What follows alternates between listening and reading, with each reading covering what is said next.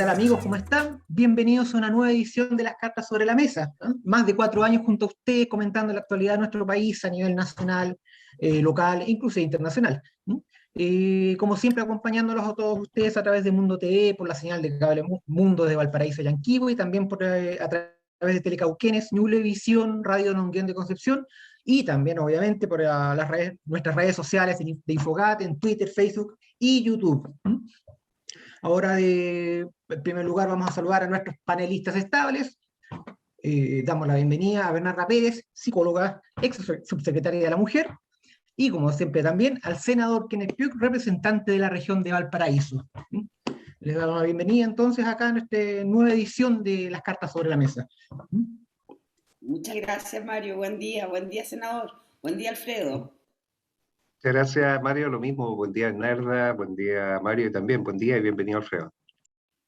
Ya. Y justamente, como nos están adelantando nuestros panelistas, saludamos también en especial a nuestro invitado en esta edición, que es don Alfredo Bravo, director de salud de la Corporación Municipal de La Florida, a cual le damos la bienvenida a las Cartas sobre la Mesa. Hola, buenos días. Buenos días, Mario, Bernarda, senador. Muchas gracias por la invitación, además. Muy bien, Alfredo. Hoy tenemos bastantes cosas de qué hablar, en qué está la Municipalidad de La Florida, en todo este tiempo que tenemos, estos últimos meses que han sido bastante especiales para nuestro país, ya que hemos tenido que afrontar una serie de desafíos. Y justamente, entrando ya un poquito en materia, me gustaría ya poder partir un poco el tema preguntando con una de las iniciativas que hace últimamente la Municipalidad de La Florida, relacionada con un poco de innovación en salud y calidad de vida de la población, que también se puede extender a otras áreas, claramente, en especial para los adultos mayores. Estamos hablando de una implementación de botones de pánico en la Municipalidad de La Florida, a través de la cual se pretende dar asistencia directa a la gente en la comuna, poder darle la posibilidad a los habitantes de poder tener un canal directo para que pueda acudirse en la ayuda, especialmente en temas de lo que hablamos en este momento, de lo que ha implicado la pandemia para la población, por el aislamiento y sensación de vulnerabilidad de varios grupos, no solamente en la Florida, sino que en todo el país. Pero lo que nos gustaría saber, Alfredo, es principalmente cómo han enfocado ustedes este tema, cómo han pensado su desarrollo y a qué apuntan específicamente con la implementación de este sistema de botones de pánico. Bueno, perfecto, Mario. Les cuento. El tema de los botones de pánico surge a propósito de dos variables importantes que ocurren, bueno, una en la comuna y en otra tiene que ver con la situación a nivel país post-pandemia. La primera es que ya hace unos años atrás, por lo menos unos 4 años, el alcalde Carter, siempre preocupado por los temas de salud y por mejorar la respuesta de salud a los vecinos, conoció la experiencia del sistema de ambulancias de Londres, del Ambulance London System, que tiene ciertas particularidades en una ciudad y en una zona urbana, de poder dar respuesta rápidamente a las situaciones críticas o más bien dicho de riesgo vital, ¿sí? Es sabido de que nuestro sistema de ambulancias de rescate es el SAMU en Chile. Sin embargo, el SAMU tiene una demanda importantísima, sobre todo a nivel de la región metropolitana, y la cantidad de móviles que tiene en algunas situaciones no dan abasto. Prueba de ello es que a veces se llama una ambulancia al SAMU y toma bastante tiempo en que llegue cuando hay accidentes. Habitualmente cuando hay accidentes los primeros que llegan son bomberos. Pero es porque es un sistema que está sobredemandado, ¿sí? Y en ese sentido la experiencia británica incorporó motos de rescate, primero porque el conducir rápidamente dentro de una ciudad congestionada es mucho más ágil que una ambulancia. Y cuando hay un evento de riesgo vital, los primeros minutos de intervención son claves. O sea, si alguien está en riesgo vital y yo logro hacer una intervención y estabilizar a este paciente dentro de los primeros minutos de ocurrido el accidente o ocurrido el evento sanitario, este paciente tiene muchas más probabilidades de sobrevida que si llego 45, 1 hora o 2 horas tarde al evento. Entonces en la Florida se implementó hace 4 años un sistema de motos de rescate que funciona 24 horas, los 7 días de la semana, y que partió primero cubriendo los accidentes de vía pública, y de hecho actualmente somos los primeros que llegamos a un accidente habitualmente con estas motos de rescate, y fue migrando después a atenciones en domicilio. Entonces parte este proyecto como una necesidad de cubrir la urgencia en vía pública, pero paralelamente a esto los vecinos nos empiezan a llamar. Se desmayó mi abuelo, a mi mamá le duele el pecho, etcétera, etcétera. Mi abuelo no responde. Entonces estas motos de rescates empezaron a ir a los domicilios, y empezó también una demanda importante de resolver problemas cardiovasculares descompensados. Estas motos de rescate están habilitadas como una ambulancia avanzada, o sea, son capaces de sacar de un paro a un paciente, están equipadas incluso con un marcapaso externo, o sea, son una verdadera ambulancia avanzada, pero en motocicleta. Y nos permite cruzar la comuna de La Florida, que como probablemente ustedes saben es una comuna bastante extensa, en 7 minutos. O sea, desde que nos activan las motos de rescate, nosotros podemos llegar a un domicilio en aproximadamente 7 minutos a poder estabilizar ese paciente. Entonces ya teníamos una historia de atención prehospitalaria ya desde hace 4 años acá en La Florida, y a eso se sumó, obviamente, porque después, una vez que el paciente está estabilizado, necesariamente lo tenemos que trasladar en una ambulancia de mayor complejidad. Y es ahí donde acudíamos al SAMU, tenemos una muy buena relación con SAMU, con este proyecto de las motos de rescate. El SAMU nos prioriza bastante bien, porque finalmente los pacientes que les pedimos que nos trasladen son pacientes que ya están evaluados, ya están estabilizados y son pacientes que realmente requieren el traslado. Sin embargo, como por ejemplo para la red suroriente hay una sola base SAMU, eso significa que esta base SAMU abastece con ambulancias todo lo que ocurra en Puente Alto, La Pintana, San Ramón, La Florida, que son comunas muy grandes de mucha gente, siempre están sobredemandados. Y en ese sentido también, por iniciativa del alcalde Carter, nos pidió desarrollar proyectos que pudiéramos contar nosotros como municipalidad con ambulancias avanzadas. Y en ese contexto se implementaron 2 móviles avanzados, que son uno de los móviles más modernos que existen en el país, que finalmente es una clínica que permite estabilizar un paciente completamente. Incluso están equipadas de respirador mecánico, si es que alguna vez lo requiriéramos. Lo hemos requerido para hacer traslados complejos en algunas oportunidades. Entonces se forma una red de atención prehospitalaria bastante compleja y bastante necesaria a propósito de esta necesidad de tener intervenciones rápidas a pacientes que lo requieran rápidamente. En el mundo privado, estos servicios uno los puede contratar. Puede contratar un servicio de ambulancias de rescate o puede tener un seguro. Hay algunas clínicas que lo ofrecen, pero en el mundo público hasta ahora no existía. Entonces, primero era implementar un buen sistema de respuesta y que nos permita vincular a estos pacientes críticos con los servicios de urgencia. Y un paciente crítico estabilizado y en buenas condiciones, porque las ambulancias básicas, claro, solo me permite trasladar al paciente, pero no me permite estabilizarlo. En cambio, con las motos de rescate y con una ambulancia avanzada, me permite intervenir al paciente en el lugar, me permite estabilizarlo, medicarlo si es correspondiente, reanimarlo cuando corresponda y poder trasladarlo estabilizado y entregarlo al servicio de mayor complejidad. Entonces la comuna ya tenía todo un desarrollo de atención prehospitalaria bastante compleja y que termina finalizando con estas ambulancias avanzadas que se implementan aquí en la comuna. Eso como base de lo que ya teníamos. Por otra parte, la pandemia, más allá, obviamente, de lo que todos sabemos del impacto sanitario que ha tenido y cómo nos ha golpeado al sector salud, genera una segunda, que nosotros también le llamamos una segunda pandemia, que son los riesgos cardiovasculares. Por la pandemia, muchos adultos mayores dejaron de asistir a sus controles por miedo a contagiarse, dejaron de asistir a los centros asistenciales. Por lo tanto, se empezaron a descompensar muchos pacientes, producto ya de un año y medio, con susto de salir de sus casas, etc. Y en ese contexto, también con esta mirada de poder dar la mejor respuesta posible en estos términos de rescate, el alcalde nos pide también desarrollar alguna priorización de los pacientes más complejos.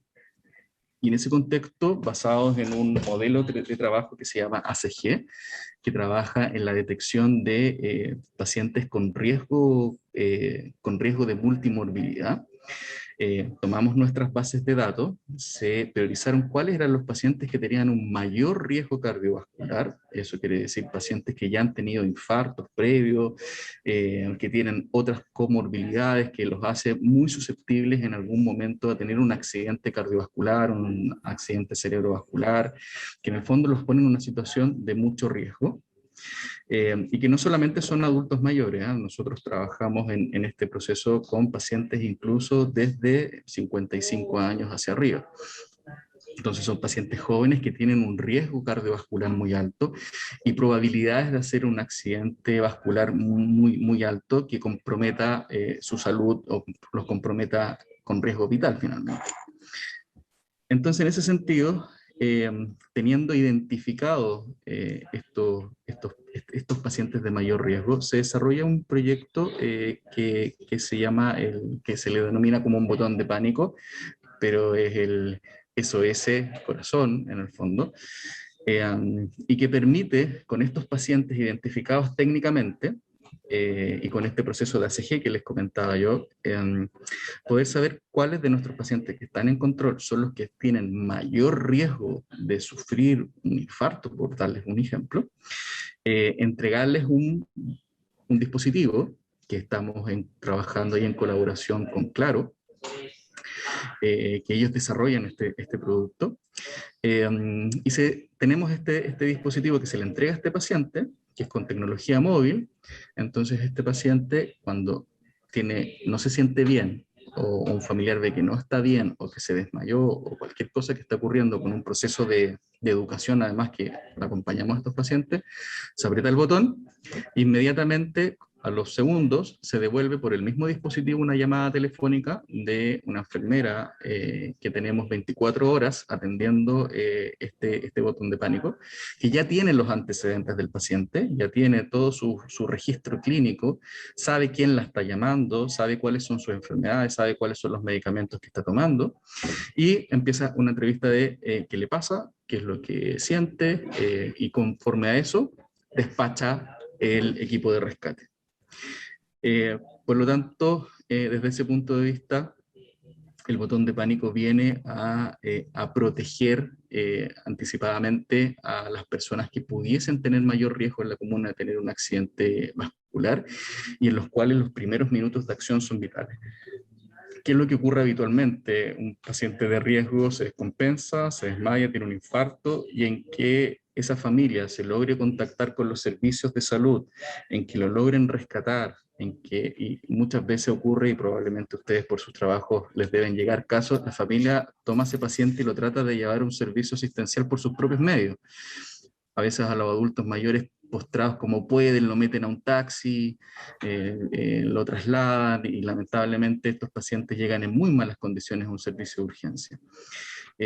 Con este proyecto, lo que estamos haciendo es evitar toda esa situación de desesperación de las familias y poder tener un servicio municipal que nos permita estar con la respuesta prehospitalaria en cosa de minutos, y con eso obviamente creemos que podemos salvar las vidas de los vecinos, o al menos en caso de que evidentemente por la situación de salud no lo podamos hacer, que la familia sienta que tiene un soporte sanitario que puede efectivamente llamar rápidamente a un servicio y poder contar con esta opción, que como les decía, que en el mundo privado existe, uno puede contratar estos servicios de rescate domiciliario de urgencia, pero en el mundo público hasta ahora con este modelo de trabajo no estaban incorporados, ¿sí? Eso como en términos generales de lo que estamos implementando actualmente. Es un proyecto que está limitado obviamente por la inversión, son 3.000 botones de pánico que se proyectan entregar. Actualmente ya debemos haber entregado unos 500, y la gente se siente con mucha seguridad, la familia lo acoge muy bien, y obviamente las pruebas que hacemos con las familias, con los pacientes, funcionan todas bien, entonces les da mucha tranquilidad saber que con este dispositivo van a tener una respuesta de salud inmediata para su familiar que tiene mayor riesgo de padecer alguna situación grave de salud. Claro. Bien, justamente, tú lo mencionabas al término de tu exposición, lo que implica esto para las familias, para la gente en general, recibir este tipo de apoyo en un momento en el cual obviamente la pandemia ha trastocado mucho lo que es la estructura, el día a día normal de las personas. En ese sentido, Bernarda, ¿cómo crees tú que se va sintiendo la población cuando va recibiendo este tipo de apoyo, especialmente en un tema donde, especialmente la parte de salud, donde por una parte pareciera que buena parte de los recursos, por razones obvias, se han dirigido hacia lo que es la pandemia de COVID-19 y otras enfermedades también por las mismas razones han ido quedando quizás un poco atrás, un poco de lado, un poco invisibilizadas? ¿Cómo afecta eso positivamente? Uno puede estimar en principio la actitud de las personas justamente para poder enfrentar una situación como la que vive actualmente por la situación de pandemia. O sea, yo primero, Mario, quisiera como felicitar al doctor Alfredo por el programa. Yo creo que es relevante contarle a nuestros auditores que cuando hablamos de botón de pánico, usualmente se liga como emergencia, como de tipo seguridad, ¿no? Y que aquí en el fondo la emergencia pero es de salud. Entonces es interesante porque además ustedes, doctor, entiendo que en la Florida han tenido un modelo de trabajo que tiene que ver como con el médico en tu barrio, ¿no? Esta cercanía de la salud en el espacio territorial también, y en ese marco seguramente han ido como explorando otros programas que tienen que ver esto que tú mencionabas, la ambulancia, y ahora en el marco de la pandemia, el botón de pánico, para acercar una salud unos días más rápida, expedita a ese que la pueda necesitar con urgencia. Pero ahí mi pregunta está en si ustedes han pensado o está considerada solo la salud desde el punto de vista como organímico, ¿no? Así como cuando tú lo dices como accidente cardiovascular. ¿Qué pasa con la salud mental, por ejemplo, en el caso de post-pandemia? El ataque de pánico como una característica que ha dado como sintomatología el encierro, ¿no? O la angustia, o diferentes expresiones corporales que más bien tienen una explicación en el marco de la salud mental y el encierro. ¿Están consideradas también o está solo vinculado en este caso al programa de accidente cardiovascular, que son pacientes sin dudas graves y que requieren atención rápida y expedita? Bien, bueno, Bernardo, muchas gracias por la pregunta. Bueno, aclarar también que soy matrón de profesión, Perdón. pero no se preocupen por eso, pero finalmente me gusta mucho aclarar que en mi profesión de base soy matrón. El tema de la salud mental post pandemia ha sido bastante complejo abordarlo porque se han disparado los requerimientos de atención de salud mental. ¿Cuál es la problemática que nosotros tenemos como red? Y no solamente nos pasa a nosotros, sino que probablemente es un tema a nivel país. En temas de salud mental, toda la red pública está estructurada su atención para los casos más complejos o los casos más severos. Estamos hablando de depresión mayor, bipolaridad y otros trastornos psiquiátricos graves. Por lo tanto, todo lo que ha generado la pandemia, que son trastornos de salud mental menos complejos, que estamos hablando de trastornos ansiosos, crisis de pánico, alteraciones del sueño, aumento de la irritabilidad, no hay una respuesta estructurada para poder abordarlo. Bueno, dicho de eso es que las redes privadas de detención están sobresaturadas. Para un paciente en la red privada conseguir una hora para psiquiatra se demora un par de meses en algunos casos, o al menos las agendas de salud mental están llenas por lo menos con un mes. Es muy complejo encontrar horas ya para psicólogo o para psiquiatra. Y desde la municipalidad se está elaborando y se está trabajando en proyectos que nos permitan poder dar respuesta a esto. Topamos sí obviamente en los financiamientos, porque esto todo significa recursos adicionales. Con las toda la sobrecarga financiera que hemos tenido en el último tiempo por la pandemia, hay que considerar la sobrecarga que hemos tenido también por la campaña de vacunación, que ha implicado que los municipios inviertan muchos recursos para poder dar respuesta a la campaña de vacunación contra el COVID.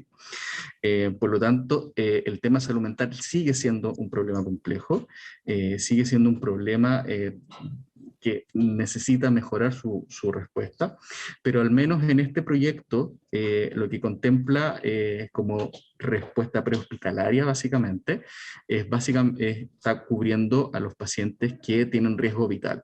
Por lo tanto, en ese sentido, toda esta situación del botón de pánico y de toda la respuesta de los dispositivos que tenemos, está pensado en ese tipo de pacientes.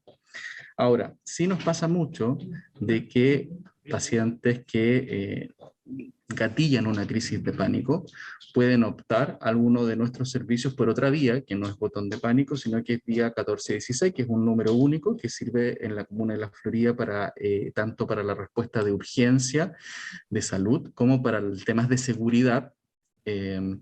Y por esa vía, un paciente que está con una crisis de pánico que finalmente el paciente no lo identifica como tal, no llama al servicio, al servicio de urgencia y dice estoy con una crisis de pánico, dice me falta el aire, no puedo respirar, el corazón se me va a salir, etcétera, etcétera.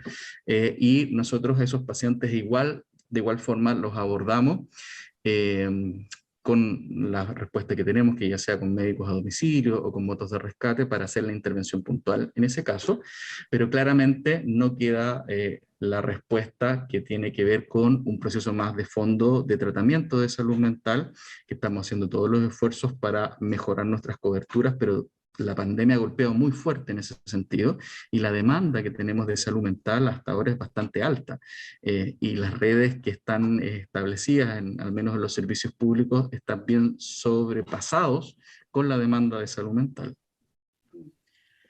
Sí, yo te lo preguntaba porque a mí me parece que abordar la salud es un tema, sin duda, ¿no?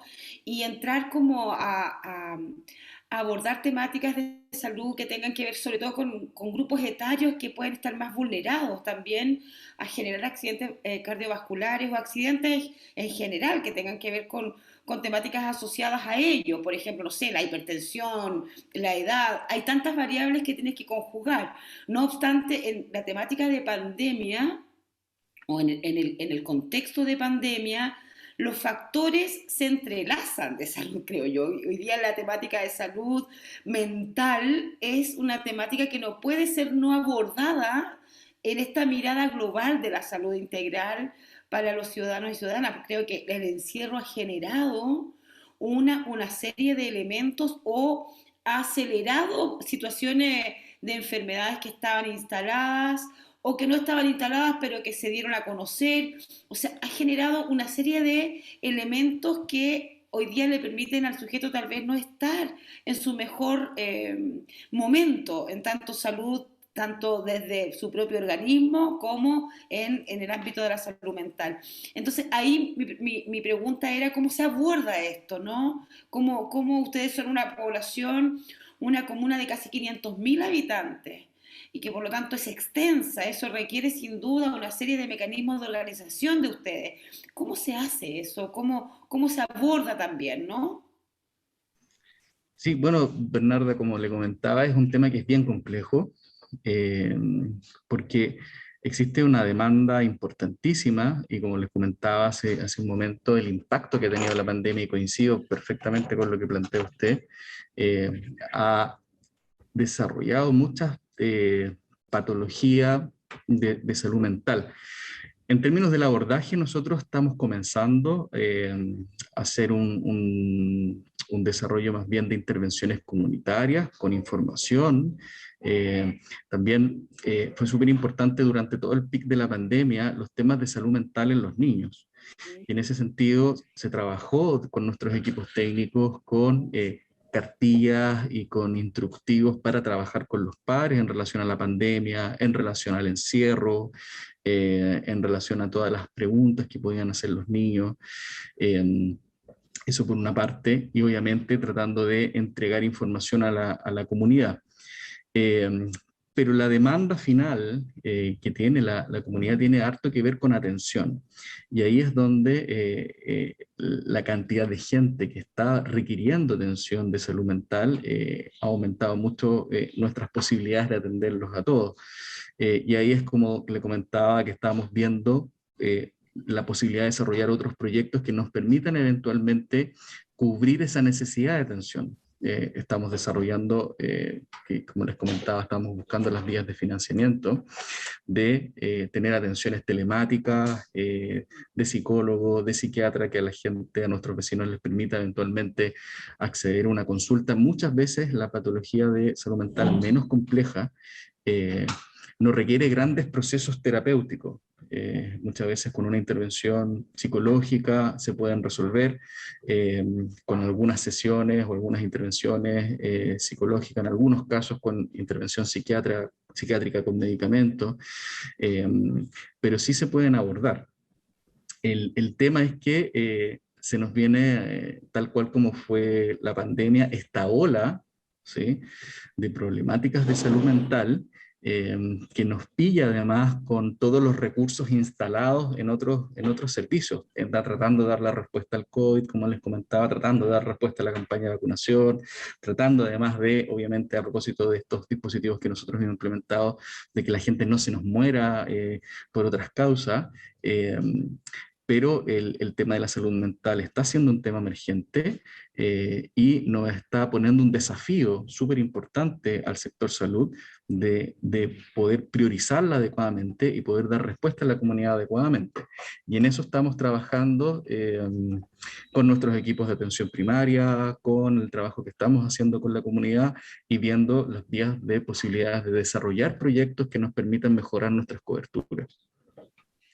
Alfredo, senador, hemos escuchado muchas de las iniciativas que nos plantea justamente Alfredo, cómo han ido implementando.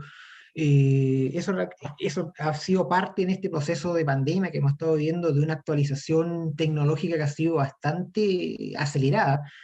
Muchas cosas que a veces en Chile estaban solamente, literalmente, en pañales. Las mismas municipalidades, el ministerio o los ministerios en general, no solamente en Santiago, sino a lo largo del país, lo han tratado de acelerar justamente para poder llegar a una mayor cantidad de población.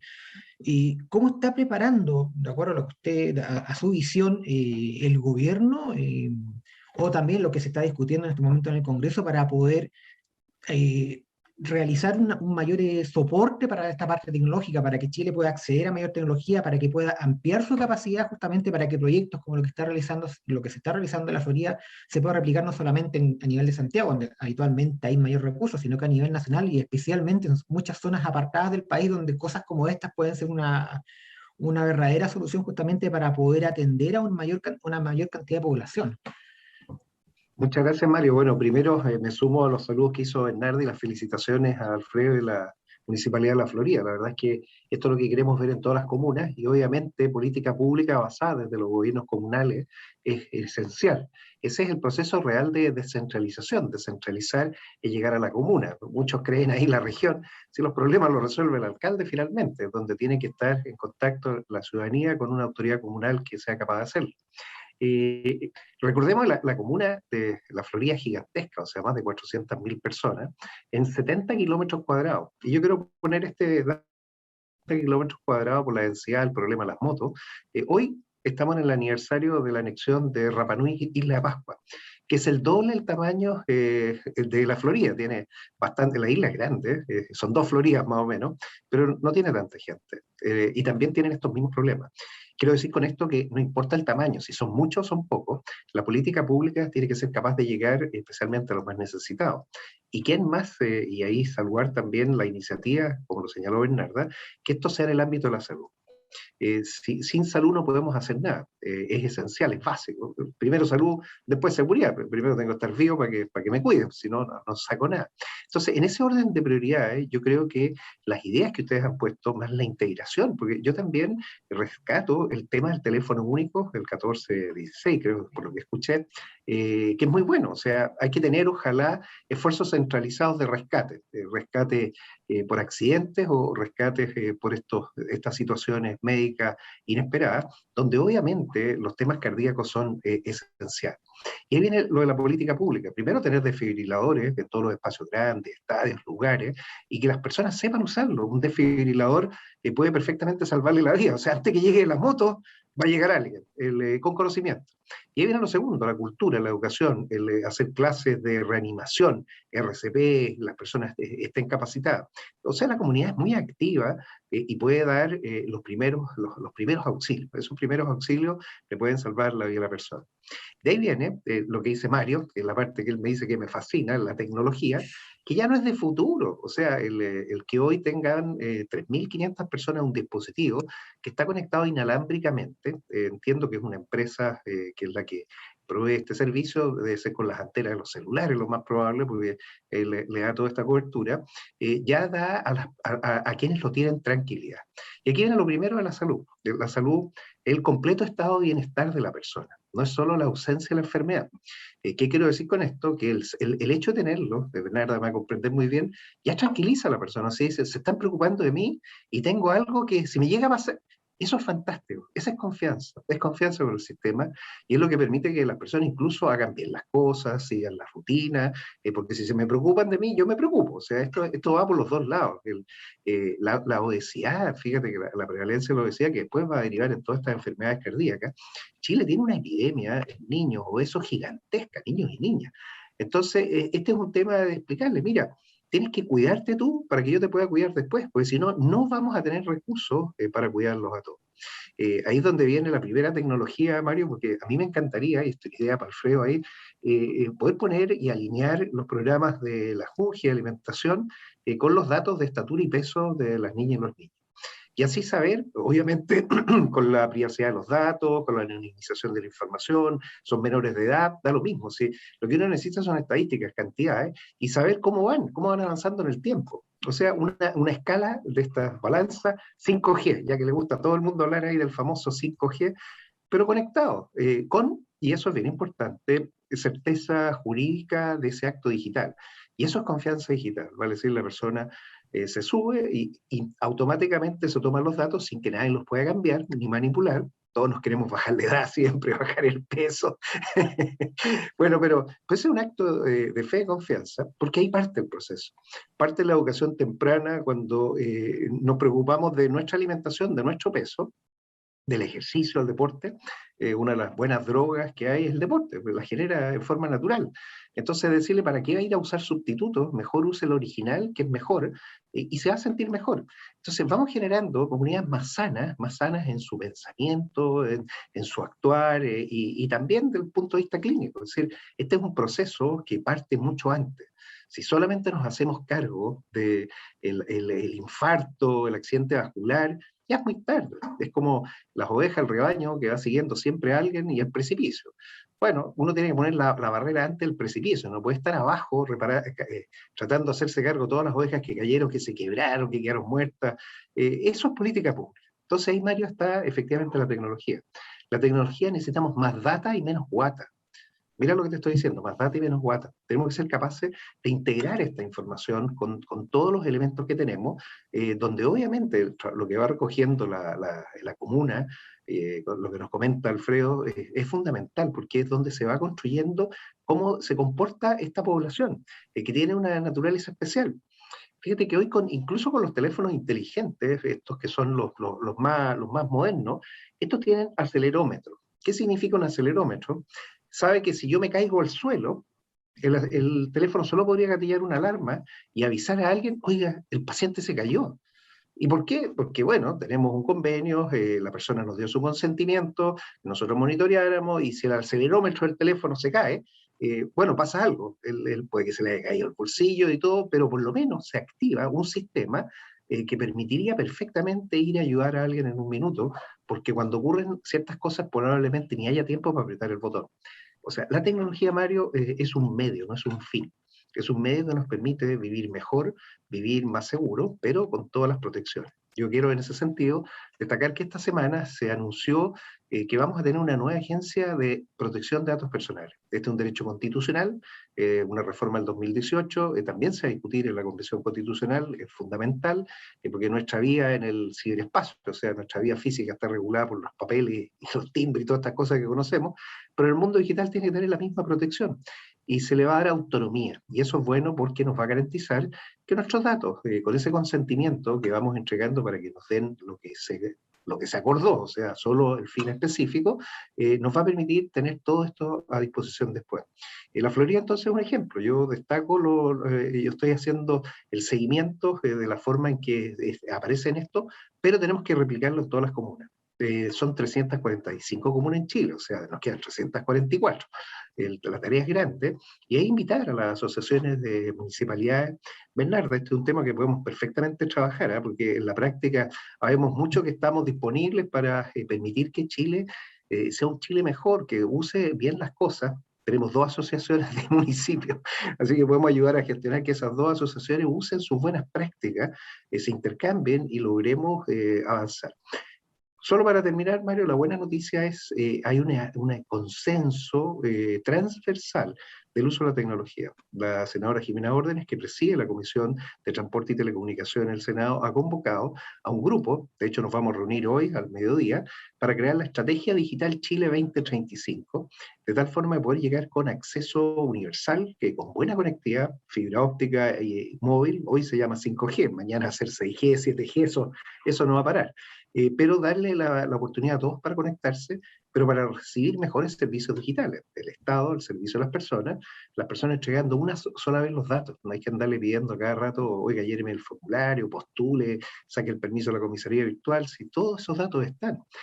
Con una mejor identidad digital, una identidad digital robusta, con varios niveles de autenticación para que no ocurra esto lo que pasa con los notarios que están en el más allá y parece que están en el más acá. O sea, darle sentido a una sociedad responsable que se sabe cuidar unos con otros y que estas iniciativas son muy buenas. En tal sentido, Alfredo, cuenten desde el Parlamento con todo el apoyo para reforzar las iniciativas de política pública. Yo creo que ahora que están en campaña varios candidatos y candidatas, podrán tomar estas ideas, se pueden perfectamente llevar y hacer realidad. Así que el que gane, más mejor como siempre dicen, que sea capaz de lograr seguir avanzando en esto. Entendiendo que la tecnología es un medio, no es un fin, y que si usamos tecnología tenemos que cuidar. Y ahí viene la ciberseguridad que yo siempre hablo, para que tengamos la conciencia de lo que significa estar en ese ambiente. Así que felicitaciones, Alfredo, ¿no? Realmente he quedado gratamente sorprendido como siempre, sigan de esa manera. Después Londres va a venir a copiarlo a ustedes, ese va a ser el momento en que la política pública funcionó. Gracias. Yo solamente quisiera Senador. agregar una reflexión que me parece interesante de articulación. Yo creo que una de las cosas que carecemos como país, fortalecer la articulación no solo en la política pública y del Estado en la política pública, sino también del poder local, en este caso las municipalidades, cómo también se articulan en esto que nosotros denominamos políticas públicas y acceso de todos y todas a los beneficios finalmente para hacer un país más grande. Uno. Y en este marco a mí me pasa, senador, que siempre cuando hablamos de tecnología y hablamos de brecha digital, estamos pensando no solo en ese que no tiene el acceso, sino también en ese que no tiene, pero que además a veces tiene una edad determinada. Yo quiero hablar aquí de la tercera edad, ¿no? La tercera edad, uno podría decir, en el plano de pandemia, podríamos comunicarnos, por ejemplo, por esta misma vía, como estamos haciendo el programa, pero a veces nos encontramos que no tiene el instrumento, ¿no? No tiene el computador, pero a veces no solo eso, sino que además no lo sabe usar. Entonces, la brecha no solo está instalada en un grupo etario, sino también yo creo que es transversal en términos, digamos, de población que no tiene acceso a este tipo, digamos, de tecnología. Y eso también ayudaría, ¿no? A esto que el doctor denominaba una atención de salud. Yo quiero ser enfático en esto. Alfredo mencionó como la salud mental como un par de sesiones, no es un par de sesiones, ¿no? La salud mental, yo soy psicóloga, es un proceso, son distintas, la gente se vive cada uno de sus problemas de maneras distintas, ¿no? Los ataques de pánico tienen un curso que se estudia médicamente, pero que la persona lo vive de una manera más intensa o menos intensa, tiene que ver con las experiencias. Y también siento que entonces, en ese contexto, esta tecnología que nos hablaba el senador, a mí me parece fundamental. Uno puede hacer atención, puede escuchar al otro, ¿no? En este trabajo de poder como ir ayudando a los vecinos y las vecinas a que se sientan mejor. Y el trabajo comunitario, ahí Senama es cosa que tiene que hacer cosas también, ¿no? Programas que permitan llegar a la población. Yo estaba pensando mientras el senador hablaba, me imaginaba como no sé, cómo generamos espacios donde podamos llegar a los vecinos y a las vecinas de mayor edad que a lo mejor son enfermos cardiovasculares, Alfredo. No sé, estoy pensando en yoga, por ejemplo, pero si no tiene acceso a una tablet, a un computador o a un celular inteligente, difícilmente va a poder ser beneficiario de esas posibilidades que son un granito de arena, creo yo, en la vivencia diaria, en la salud mental, pero que para algunas personas puede ser mucho, ¿no? Y yo creo que los municipios y el poder local debiera mirar también esta amplitud de abanico y articularse. Salud, Senama, ¿no? A mí me apena, fíjate que en salud mental nosotros somos el país con la tasa de suicidio más alta de América Latina. En población infanto-juvenil. Y eso nos debe ocupar. Algo está pasando con nuestros niños y niñas ahí. Y que por lo tanto entonces tiene que ver cómo puede ser una pregunta que se instala de poder resolver estos temas de salud que muchas veces son de apoyo psicológico, ¿no? A ese niño, a esa niña, a ese joven, y que también a veces tienen dramas familiares que se viven. Entonces, mirarlo integralmente a mí me parece que es un paso interesante y vuelvo entonces en ese contexto a felicitar este programa, Alfredo, y creo que es importante fortaleciendo y seguir ampliando la mirada. Eso. Bueno, gracias Bernarda. Y Alfredo, y otro tema, ya siguiendo más en justamente la temática de salud, obviamente lo que ha pasado en la comuna todo este tiempo con la pandemia, o sea, cómo ustedes lo han vivido, cómo lo han sufrido, y tomando en cuenta que ahora se vienen las fiestas patrias, un momento en el cual la gente tiende a tomarse las licencias, tiende a tomarse las libertades justamente para poder olvidar un poco el momento en el cual han pasado de tanto encierro, de tantas restricciones. ¿Cómo lo está haciendo justamente la municipalidad, cómo lo están viendo ustedes ante la posibilidad justamente de que la masiva salida de gente a las calles, las actividades que tienden a hacerse de manera popular? ¿Qué medidas han tomado ustedes para poder enfrentar estas posibilidades, tomando en cuenta también los famosos brotes que han, de las nuevas cepas que han ido llegando de COVID, la famosa cepa Delta, la MU? ¿Qué están haciendo ustedes justamente en ese escenario para poder apoyar, para poder prevenir un poco este tema de los contagios, para que la situación del país que está bajando todo el proceso de contagio que aparentemente está funcionando bastante bien, está bajando las cifras, se mantenga en ese sentido y se siga proyectando hacia el futuro? Bien, bueno, Mario, la Municipalidad de La Florida desde el inicio de la pandemia dispuso tanto los recursos de salud como los municipales para poder dar respuesta a todas las necesidades de la comunidad que se estaban generando. Desde poder implementar, obviamente en colaboración con el Servicio de Salud, que en nuestro caso nosotros trabajamos con el Servicio Metropolitano Suroriente, de poder tener una respuesta importante de testeo, que la comenzamos el año pasado. También hubieron recursos propios para poder hacer testeos con PCR. Hicimos grandes operativos domiciliarios para que la gente no salga de sus casas cuando tenía sospecha, cuando tenía síntomas, cuando había sido contacto estrecho, de poder tomar exámenes de detección de COVID en sus domicilios, cosa que seguimos haciendo hasta la fecha. Que también nuestros pacientes se inscriben en la plataforma, en la web de la municipalidad, y nosotros vamos al domicilio a tomar una PCR, toda la reestructuración de nuestros servicios de urgencia para poder dar respuesta a la demanda, tanto de atención, de consultas, de estabilización de pacientes. También el año pasado hicimos intervenciones, rescatamos adultos mayores, habilitamos en Schoenstatt hogares transitorios para poder dar respuesta a los brotes que estaban ocurriendo en los LEAM, que también generaban un impacto de mortalidad bastante alto. También pudimos el año pasado, por ejemplo, establecer un lugar que se le denominó Espacio de Dignidad, que era un lugar de prehospitalización para pacientes COVID. Habilitamos un gimnasio con camas, con todo lo que requiere una clínica en el fondo, para tener pacientes prehospitalizados previo a la evaluación de urgencia, también con una inversión muy importante desde el municipio. Y durante este año se han seguido desarrollando todas estas estrategias, sobre todo de testeo, de trazabilidad, de refuerzo de nuestros centros de salud, de refuerzo de nuestros servicios de urgencia, obviamente con esta red prehospitalaria en función también de la atención de los pacientes COVID. Y por otra parte, el municipio entregando todo el soporte vital para la gente que está en cuarentena, desde cajas de mercadería, de vales de gas y de apoyo social finalmente que impactó el COVID en la comuna. Por lo tanto, ha sido un proceso bien largo, bien extenuante, sobre todo para los funcionarios, y ahí también reconozco a los equipos de salud, a nuestros equipos de salud que han hecho su mejor esfuerzo durante un año y medio, muchos de ellos sin vacaciones, tratando de dar respuesta a esta pandemia que nos golpeó tan fuerte.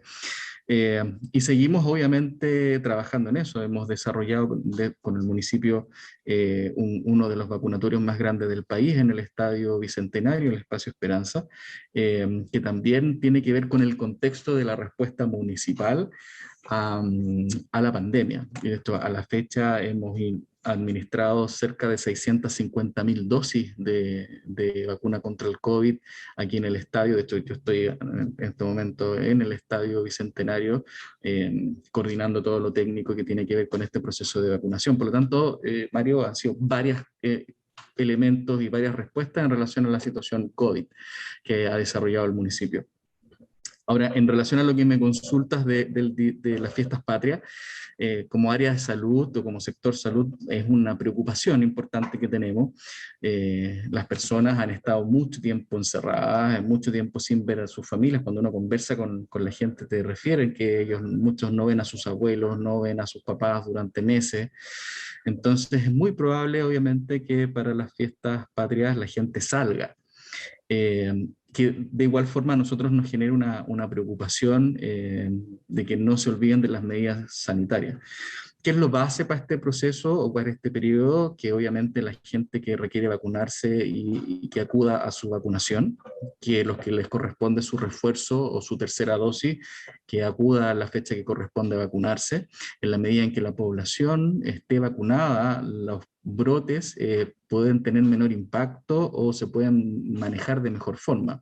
En la medida en que mientras más población esté inmunizada, más control de la pandemia vamos a tener. Por lo tanto, seguir invitando sobre todo a las personas que no se han vacunado. Nosotros aquí en el estadio, en Espacio Esperanza, recibimos los días que se abre el vacunatorio para los rezagados por su primera dosis, recibimos 1.500 personas diarias de personas que no se han vacunado y que le correspondió en algún momento vacunarse. Por lo tanto, invitar siempre, y de hecho nuestras redes sociales municipales están constantemente hablando de la vacunación.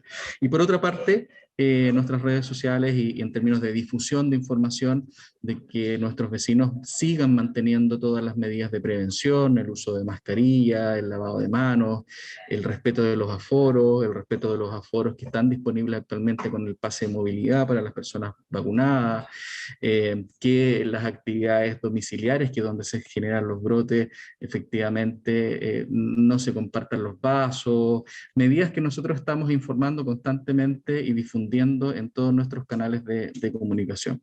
Y por otra parte, como respuesta municipal también se han generado brigadas sanitarias que hasta ahora están desplegadas en distintos puntos de aglomeraciones, como algunas salidas de metro, en algunos bancos, fuera de los colegios, fuera de nuestros centros de salud, que están entregando información, que entregan mascarilla a las personas que andan con su mascarilla deteriorada, que entregan alcohol gel para que las personas desinfecten sus manos. Por lo tanto, estamos haciendo distintas cosas de carácter comunitario y de difusión para que obviamente los vecinos puedan tener las mejores fiestas posibles, pero que no se olviden que el COVID no se ha ido, a pesar de que estamos con una ventana epidemiológica bastante favorable. Lo latente de un eventual brote por la variante Delta sigue siendo una situación que hay que estar alerta, y en ese sentido nosotros seguimos haciendo toda la difusión posible de que las personas sigan manteniendo las medidas de resguardo, sobre todo si van a salir, si van a estar en espacios con mucho público, con actividades masivas, para evitar nuevos brotes. Te agradecemos justamente tu presencia en este programa, lo que nos ha acompañado, todo lo que nos ha informado. Te liberamos ahora en este momento y te dejamos invitado para poder seguir adelante conversando en otro momento, quizás de otras situaciones del área de salud, de otros avances que nos pueden estar presentando nosotros para poder difundirlos nosotros a nivel nacional y poder comentarlos al respecto. Y te agradecemos nuevamente una vez más tu presencia en este programa y te dejamos liberado justamente para tus funciones que estás cometiendo ahí diariamente ahí en la Florida. No, muchas gracias, Mario. Muchas gracias al senador por sus comentarios favorables, a Bernarda también por sus preguntas y por sus comentarios que nos han hecho todas las estrategias que estamos desarrollando, y felices de comentar y difundir lo que estamos haciendo aquí en la comuna de La Florida. Así que No, yo unirme a los saludos y también por tu intermedio, tú lo mencionaste, a todo el personal de la salud en la comuna de La Florida, especialmente en estas fiestas patrias. Ellos han sido la verdadera primera línea por muchísimo tiempo, deben estar desgastadísimos, sus familias también por apoyarlos, así que ojalá les llegue este saludo a ellos. Y a través de ellos, a todos quienes en Chile están. Yo tuve la suerte de ser director de un hospital, por eso les tengo un aprecio muy especial, cariño grande. Y también 2 de mis hijos están estudiando medicina, así que estoy contribuyendo para que esto sea realidad. Así que para ellos, todos los que están comprometidos en estas acciones, en el vacunatorio que va a estar con ellos, un gran saludo, unas muy buenas fiestas patrias, que los pasen muy bien, ojalá en familia. Sí. Muchas gracias, senador. Me sumo a las palabras del senador. Un saludo para ti y extiéndelo a todos los funcionarios de salud de la municipalidad y así también a todos los funcionarios de salud del país que están haciendo un enorme esfuerzo para poder llegar a toda la población con las necesidades de vacunas, sobre todo ahora que se los van a sumar los niños, ¿no? A partir de la próxima semana ya hay otro grupo que entra al proceso de vacunación. Y también, bueno, felicitarte a ti por guiar y orientar, te toca liderar este proceso en la comuna, así que también mucho ánimo y felices fiestas que son las que se nos aproximan en los próximos días. Muchas gracias por tu presencia. Muchas gracias, felices fiestas también para ustedes. Bueno, ahí tuvimos a Alfredo Bravo, director de salud de la Corporación Municipal de La Florida. Y nos quedan unos cuantos minutitos, Kenneth, Bernarda, para poder echar un rápido vistazo a el momento que está en este momento el país. Hay muchas cosas que están dando vueltas, muchos asuntos de actualidad política, nos queda poquito tiempo, así que Kenneth, principalmente, ¿cómo lo ves justamente desde el lado que se está viendo en el Congreso? Hay cosas que están bastante interesantes, hay algunas peleas bastante, para los que siguen el mundo político, bastante justamente interesantes. Lo que está pasando con el tema del cuarto retiro, el tema de presidenciales. ¿Cómo lo ven ustedes justamente también con el apuro que tiene el gobierno, esta agenda que está tratando de sacar adelante los últimos meses que le va quedando?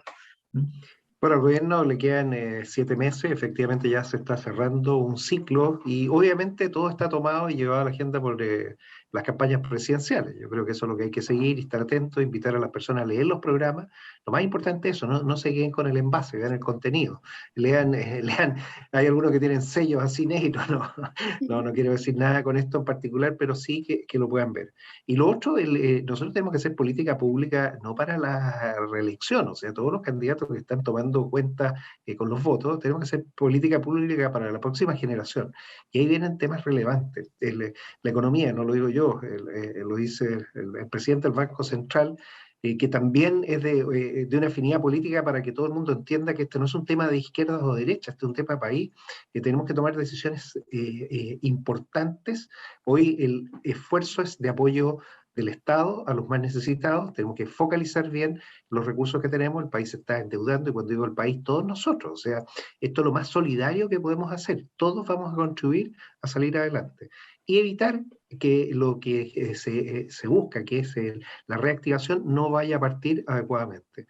Ahí ojalá funcione bien la vacunación, salgamos de las fiestas patrias con índices controlados, no tengamos las olas que han tenido otros países, y ese es que quizás yo creo que es la mayor incertidumbre, porque si eso lo logramos contener, el país va a poder partir funcionando, va a tener nuevamente una fiesta de la democracia, elecciones, para que participen todos. La discusión más grande ahora es el voto, obligatorio o voluntario, ya salió, va voto obligatorio, yo prefería otra cosa, cosas, pero bueno, esa es la democracia. En nuestras diferencias las debatimos y finalmente las votamos, y ese voto es el que tiene que reflejar. Así que eso es básicamente lo que estamos, Mario, en un proceso interesante, que ahora sí, yo invito a todos a leer los programas y a informarse para que voten de forma decidida, pero votar, eso es lo más, ir a votar, lo más fundamental. Bernarda, ¿tu acotación final? ¿Voto obligatorio para noviembre? Mira, yo a estas alturas no digo o sea, no confirmo ni rechazo, como dicen esa es la típica frase norteamericana. Puede pasar cualquier cosa. Hay veces que esto se hace, pero con una rapidez increíble. Pero sí, se votó ayer y efectivamente la moción del voto obligatorio se votó a favor, 25 votos a favor. Para la moción, o sea, hay peso político y eso va a seguir avanzando. Sí, yo quisiera poner el énfasis, en este caso, Mario, para la semana, en el proceso constituyente que estamos viviendo como país. Yo creo que hayan pasado cosas no agradables el fin de semana, más bien decepcionantes, ¿no? No obstante a eso, yo creo que justamente la Convención Constitucional, si hay algo que le caracterizaba, es que tenía allí la representación de la diversidad del Chile que somos, ¿no? Entonces, en esa diversidad de seres humanos, bueno, apareció lamentablemente esta situación, el concepto de la mentira, lo voy a poner allí, ¿no? Deliberada y que claramente debiera tener toda nuestra rechazo al respecto. Pero quiero ponerlo ahí porque hoy día es muy importante para la convención, ¿no? La convención está pasando por un momento importante, hoy día va a votar la sistematización de trabajo que han tenido estos convencionales estas últimas 4 semanas en la construcción de un reglamento que les va a permitir a ellos no sesionar y ponerse a pensar en eso que todo Chile está esperando, ¿no? Pensar en el Chile futuro, en el Chile que queremos y que por lo tanto entonces se inicia hoy día para mí un hito importante y que va, que si avanza como está pensada desde la misma convención, debiéramos entonces tener al final en un proceso de un año más una constitución en el cual también vamos a tener que votar, senador, ¿no? Porque tiene un plebiscito de salida, de aprobación o rechazo, ¿no? Respecto de esto que habrán construido estos convencionales. Quiero dejarlo ahí, creo que requerimos tal vez más tiempo para haber tenido alguna ronda de apreciación respecto a lo sucedido. Quiero rescatar lo positivo de ese espacio y lo importante que tiene en el día de hoy con esa votación de reglamentos. Perfecto, Ana. Justamente ayer me tocó estar prácticamente todo el día en la convención viendo este avance, esta situación, y que están marcando justamente un proceso bastante importante para ellos, un punto crítico en el cual ellos mismos se tienen que definir y que obviamente tiene una implicancia tremenda para todo el trabajo que están haciendo, muy importante y valiosísimo, de toda la gente, de toda la representación a nivel nacional de todos los distintos segmentos del país que están representados allí.